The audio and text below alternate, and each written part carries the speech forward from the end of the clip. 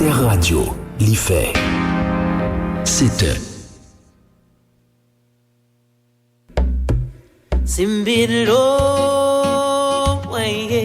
Bonjour, ici Malou Boboir sur Alter Radio. Alter Radio, l'idée frais.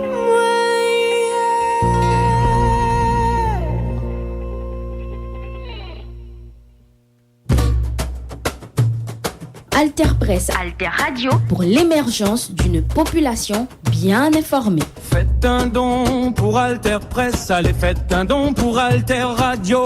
Faites un don pour Alter Presse, allez faites un don pour Alter Radio. Votre solidarité peut vraiment tout changer. Allez, venez faire vivre l'info complète et libre. Faites un don pour Alter Presse, allez faites un don pour Alter Radio. Penchez-vous sur Alter Presse et faites un don. Merci, merci, merci pour l'appui citoyen. Merci, merci, merci de votre soutien. Alter Radio. Il y a en ce moment dans l'état du Jalisco, mais aussi dans d'autres états du pays, de nombreuses routes bloquées, des véhicules incendiés. Dans l'état du Jalisco et particulièrement dans la capitale, Guadalajara, eh bien, c'est encore une alerte rouge qui est en place et une recommandation très forte aux habitants de ne pas sortir de chez eux pour éviter d'être pris dans des tirs croisés. C'est assez courant au Mexique lors d'une détention d'une tête de cartel que, effectivement, les hommes de ce même cartel, eh bien, génèrent le chaos dans l'état où siégeait le cartel en question et provoque des blocages en tout genre pour affirmer leur puissance et c'est un message de défiance envoyé aux autorités pour effectivement montrer leur force et quand on parle du cartel Jalisco Nueva Generación, eh bien on parle du cartel le plus puissant du pays et Nemesio Oseguera était l'homme le plus recherché en ce moment au Mexique. C'est pour cela qu'il y aura encore certainement du chaos pendant quelques jours et une lutte intestine suite à cela pour la succession de ce grand chef de la drogue, l'un des derniers grands chefs de la vieille garde, c'est-à-dire que Nemesio Oseguera avait une 60aine d'années et il faisait partie des rares derniers barons de la drogue qui avaient commencé leur carrière dans la drogue avant le 21e siècle. Alter Radio. Printemps 2025. Des enquêteurs découvrent le repère d'un cartel dans la campagne mexicaine. Des corps de plusieurs adolescents s'y trouvent. Sans doute avait-il été recruté pour le trafic de drogue. De telles images ne font pas exception. Depuis des décennies, les narcotrafiquants sévissent au Mexique. Les autorités semblent impuissantes, minées par la corruption. Les bandes criminelles règnent en maître. Le gouvernement est à leurs bottes. Les narcotrafiquants sont à la tête d'un réseau international. De l'Amérique du Sud à l'Asie, en passant par l'Europe, le Proche-Orient, l'Afrique et l'Océanie. Des empires mondiaux orchestrés depuis le Mexique, avec pour principal client les États-Unis. Ce commerce représente plusieurs milliards de dollars, engendre des dépendances et coûte la vie à des millions de personnes.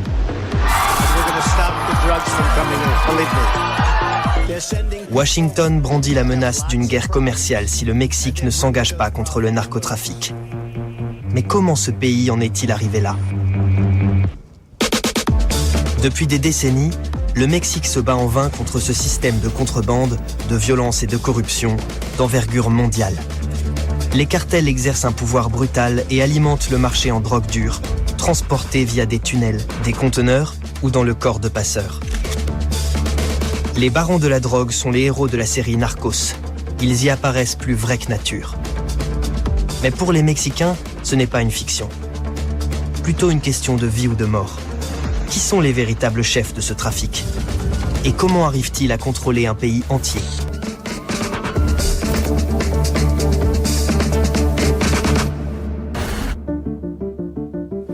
Le Mexique est un vaste pays doté d'une riche culture. Royaume maya, aztèque et plage de rêve. Mais ce pays est également marqué par de profondes inégalités sociales. Les cartels recrutent les jeunes hommes dans les quartiers pauvres en leur promettant reconnaissance et réussite sociale. Selon une étude réalisée en 2023, près de 185 000 personnes seraient directement ou indirectement rémunérées par le narcotrafic au Mexique. Les cartels, s'ils étaient rassemblés en une entreprise légale, constitueraient l'un des plus gros employeurs du pays, générant 2% de son produit national brut.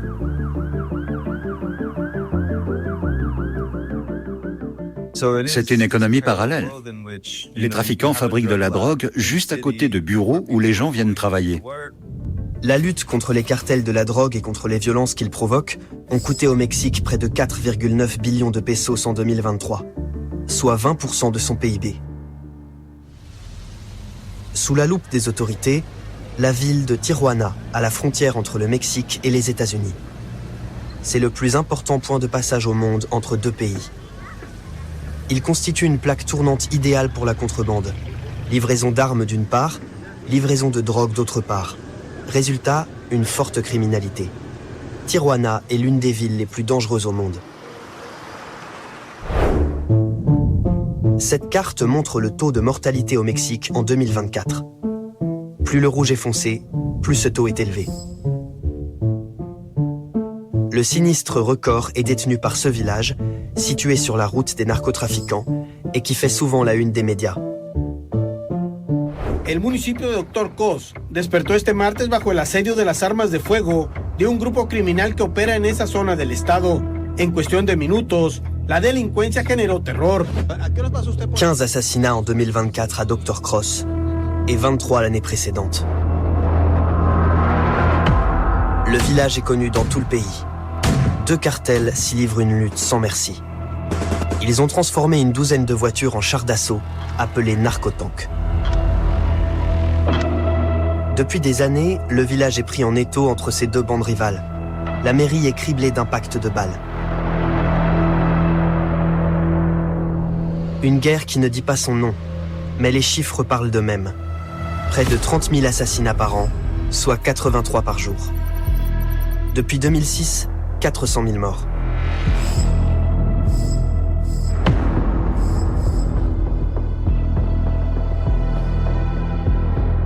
Comment a-t-on pu en arriver là ?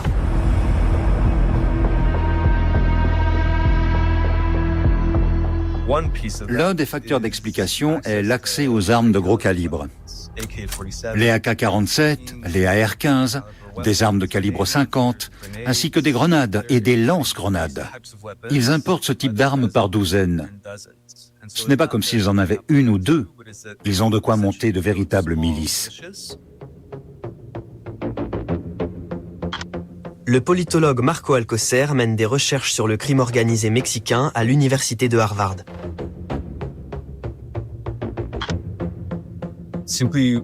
L'économie parallèle n'est pas régulée par l'État. Aucune institution n'oblige vos clients à honorer leurs contrats. Donc il y a ce postulat implicite que la violence est nécessaire. Du moins, la menace de cette violence. Différents cartels luttent pour le pouvoir au Mexique. D'innombrables bandes rivales qui changent en permanence d'alliés et d'ennemis.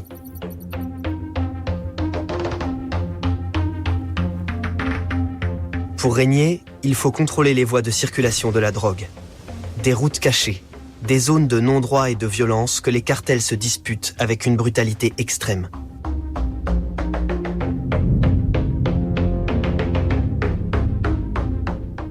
J'ai appris à connaître la violence quand je suis devenue journaliste spécialisée dans les affaires criminelles. Vania Pironot a travaillé plusieurs années comme journaliste judiciaire pour un journal local de la région de Guerrero. Elle vit désormais en exil à Berlin. L'une de leurs démonstrations de force, c'est le fait de disperser des corps en plusieurs parties dans les rues. Il ne s'agit donc pas seulement de tuer quelqu'un d'une balle dans la tête, mais de montrer qu'ils ont cette puissance de frappe. Je te tue plusieurs fois, encore et encore, et j'envoie tes restes à ta famille en cadeau.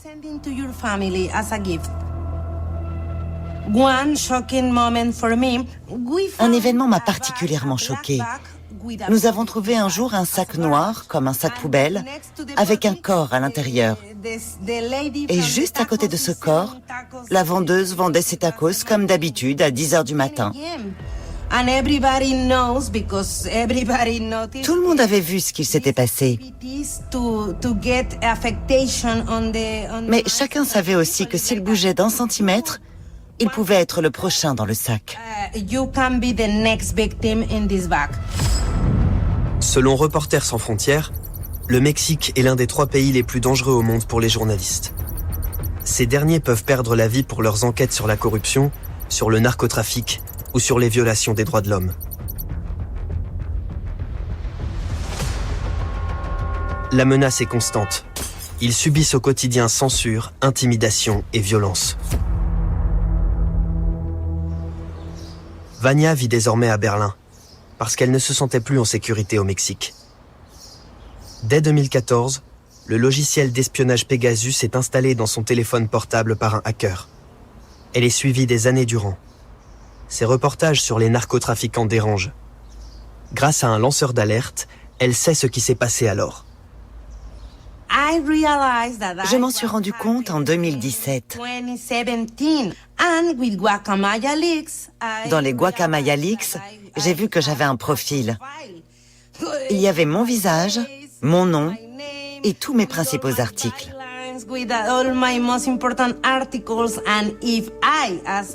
Et si moi, en tant que simple journaliste local, j'étais déjà espionnée comme ça, imaginez toutes les informations qui étaient collectées par ailleurs. Et qui les collectait?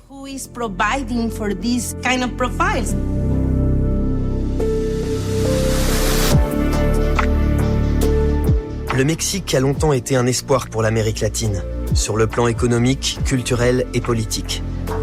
Que s'est-il passé? Comment la violence s'est-elle profondément ancrée dans le pays? L'histoire commence ici, dans les montagnes de Sinaloa, plus connues sous le nom de grenier à grains du Mexique. Une région isolée, comme oubliée de l'État, où règne la pauvreté. Au début du XXe siècle, on soigne souvent avec de l'opium, et plus particulièrement avec de l'héroïne, produite par le laboratoire Bayer. Lorsque l'opium devient illégal, des millions d'Américains en sont déjà dépendants. Les agriculteurs de Sinaloa en lancent le commerce avec leur propre culture d'opium. D'autres le transforment en héroïne pour l'exporter. During the Rock Festival, hundreds of cases of drug overdose and excessive drinking were reported. S'ajoute à cela la marijuana aux États-Unis. Un nouveau marché florissant pour les narcotrafiquants mexicains. Dans les années 1960, sans doute en réponse à cette contre-culture et à la popularité de la marijuana, Richard Nixon déclare ce qu'il appelle la guerre aux drogues. America's public enemy number one is drug abuse. Dans cette optique, les États-Unis créent l'administration de contrôle des drogues, une agence fédérale qui force le Mexique à mener des campagnes annuelles de destruction de stupéfiants. Les États-Unis sont les premiers partenaires commerciaux du Mexique. Ils peuvent donc utiliser ce levier pour pousser le pays à appliquer les politiques américaines. À partir du milieu des années 1970, le problème s'aggrave. Une nouvelle drogue fait son apparition. C'est la cocaïne, produite dans les Andes, notamment en Colombie. À la tête de ce nouveau commerce, Pablo Escobar et son cartel de Medellín. Pour acheminer la cocaïne aux États-Unis, il affrète bateaux et avions. Direction le sud de la Floride, en passant par les Caraïbes.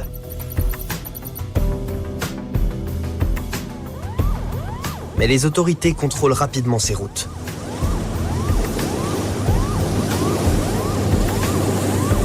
Par conséquent, il faut en trouver d'autres, notamment par voie terrestre en traversant le Mexique.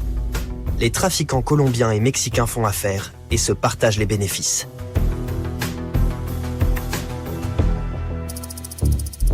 Dans les années 1990, les cartels colombiens sont démantelés et Pablo Escobar abattu. Plusieurs nouveaux gangs mexicains prennent sa relève.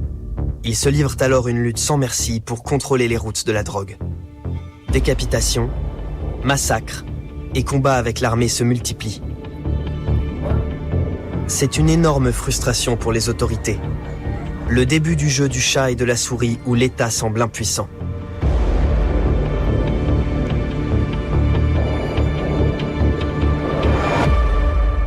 C'est à ce moment-là de l'histoire que le cartel de Sinaloa prend le pouvoir.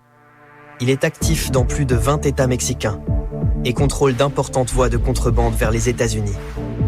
C'est un cartel décentralisé avec plusieurs chefs régionaux qui est difficile à appréhender. À sa tête, le légendaire El Chapo. Il a été le plus puissant trafiquant du Mexique et reste un symbole de l'ascension et de la chute d'un empire de la drogue. On le voit ici en 1993 lors de sa première arrestation. Quelques années plus tard, il s'échappe de prison, caché dans un panier à linge. Une provocation de trop pour le gouvernement mexicain, finalement décidé à sévir. Le président élu quelques mois plus tôt, Felipe Calderón, lance en décembre 2006 sa guerre contre les drogues et envoie l'armée. Cela déstabilise les cartels, mais renforce leur violence. Ça ne met pas un terme aux livraisons de drogue vers les États-Unis et n'éradique pas vraiment les bandes criminelles. Les narcotrafiquants sont très imaginatifs. Ils s'adaptent et trouvent les moyens de contourner les mesures que l'État prend contre eux. Alter Radio. Donc, les forces de sécurité mexicaines ont tué Nemesio Rubén Oseguera Cervantes et on va écouter la séquence au moment même des tirs.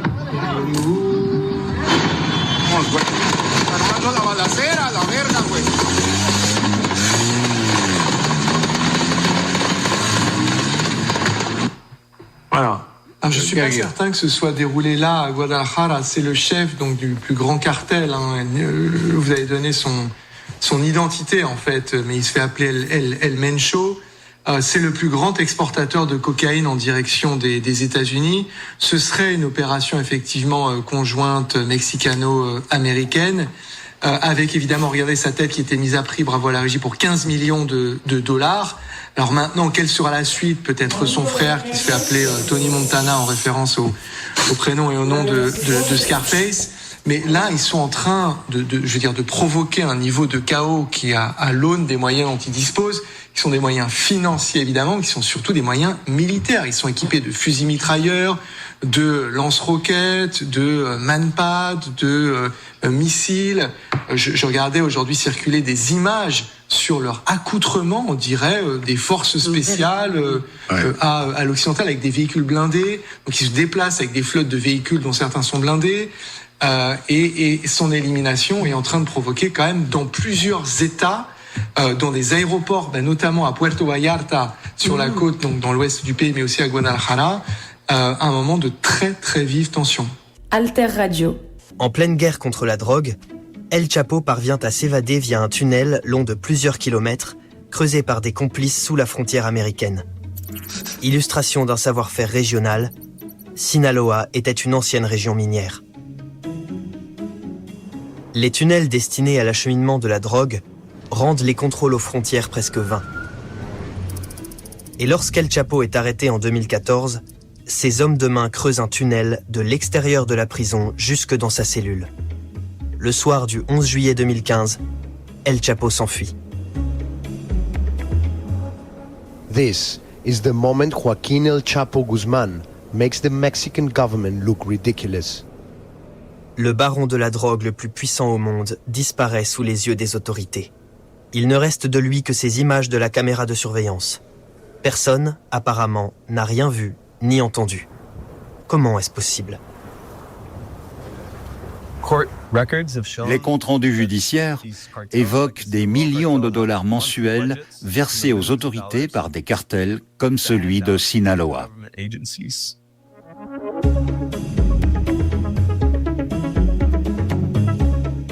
Le système d'El Chapo repose sur la corruption de petits fonctionnaires pour qu'ils autorisent le transport de la drogue et sur le blocage des enquêtes.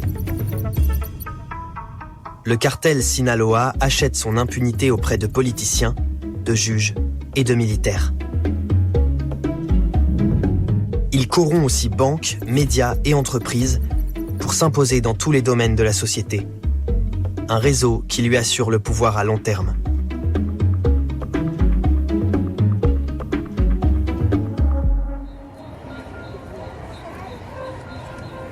Cet empire tentaculaire ne sera connu du grand public qu'en 2014.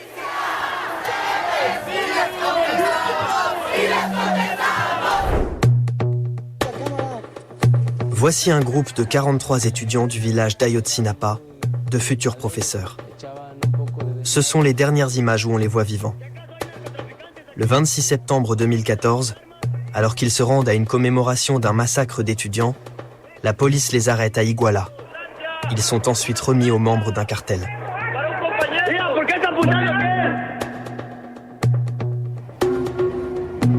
« 43 étudiants disparaissent sans laisser de traces. »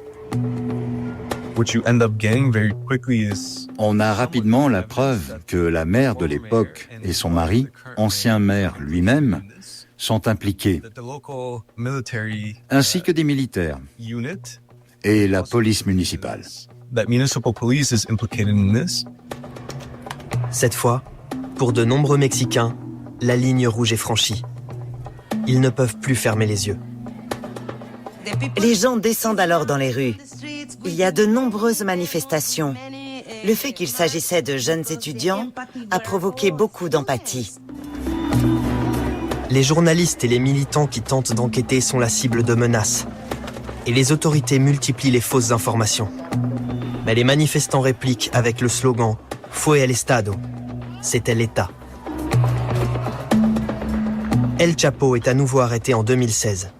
Cette fois, il est extradé vers les États-Unis pour plus de sécurité. Mais le cartel de Sinaloa est décentralisé et il est plus puissant que jamais grâce à ses nouveaux chefs, sa grande flexibilité et toujours plus de secteurs d'activité. D'autres prennent la relève d'El Chapo, son fils notamment, Ovidio Guzmán López. Il est arrêté en 2019 lorsqu'un contrôle de police le repère par hasard.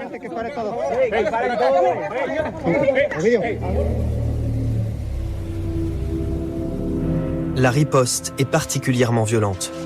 Sur ces images, on voit Culiacán, la capitale de l'État de Sinaloa, en pleine guerre urbaine. Les gangs font régner la terreur pour la libération d'Ovidio Guzmán López. Les autorités sont obligées de céder. Le président mexicain lui-même ordonne sa remise en liberté. C'est une nouvelle démonstration de force. Les narcotrafiquants s'imposent par la violence.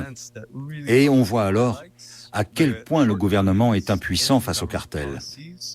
Ces derniers disposent de moyens de pression. Ils ont la puissance et surtout les armes et les effectifs. Un combat acharné, sans issue, sans pitié. De nombreux Mexicains se sont habitués à cette violence quotidienne. Chacun sait qu'il peut à tout moment être dans la ligne de mire.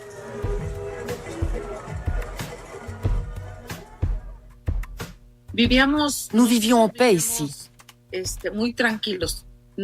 À une époque, la vie était tranquille, sans délinquance. Maria et Javier Barraras Piña ont perdu leurs 2 enfants. Ils se battent depuis des années en leur mémoire. Le matin du 29 février 2020, Maria et Javier sont à l'église. Leur fille, Lupita, fait des courses dans le centre-ville de Salvatierra. Il était 10h30, puis 11h. J'ai commencé à l'appeler, mais elle n'a jamais décroché et elle n'a répondu à aucun de mes messages. Les parents signalent la disparition de leur fille de 32 ans. Mais la police n'y accorde pas grande attention. La famille lance sa propre enquête.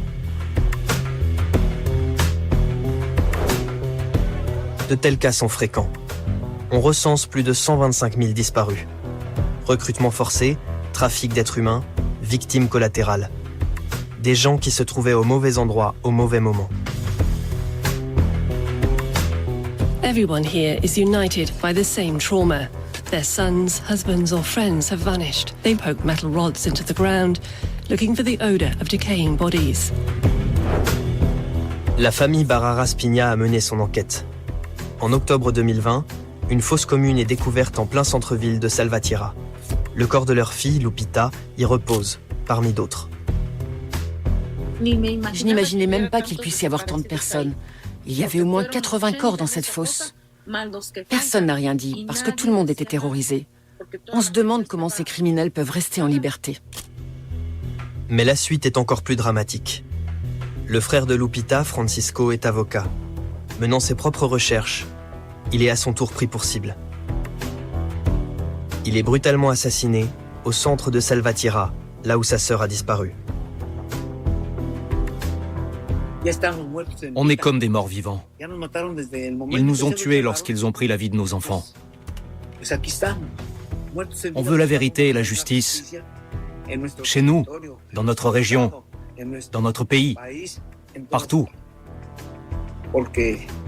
Ce sont les gangs qui ont le pouvoir, pas le gouvernement.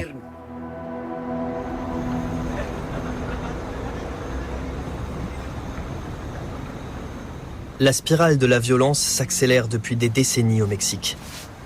Mais elle a pris un tour encore plus terrible depuis les années 2010, quand une nouvelle drogue de synthèse, le fentanyl, a été mise sur le marché. Ses coûts de production sont dérisoires, son trafic est très lucratif, et ses effets sont dévastateurs.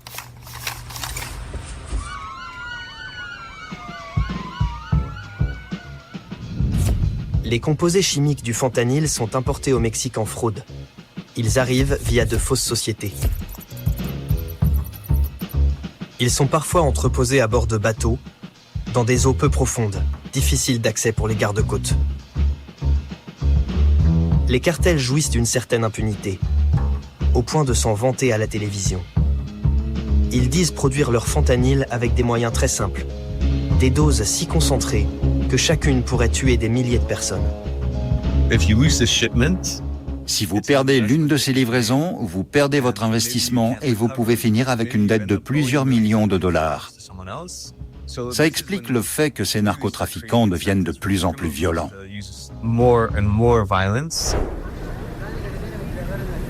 Des drogues plus dures qui génèrent plus de profits. Et une violence qui engendre toujours plus de violence. Un cycle infernal. Le Mexique est prêt pour un changement radical.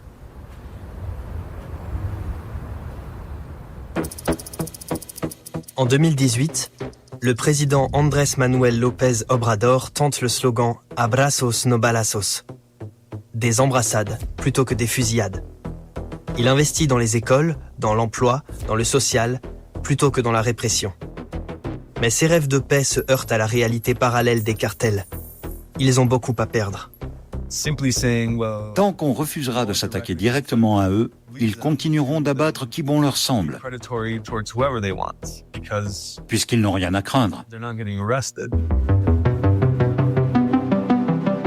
La stratégie de la dissuasion ne fonctionne pas et le Mexique subit une pression croissante des États-Unis, inondée de fentanyl.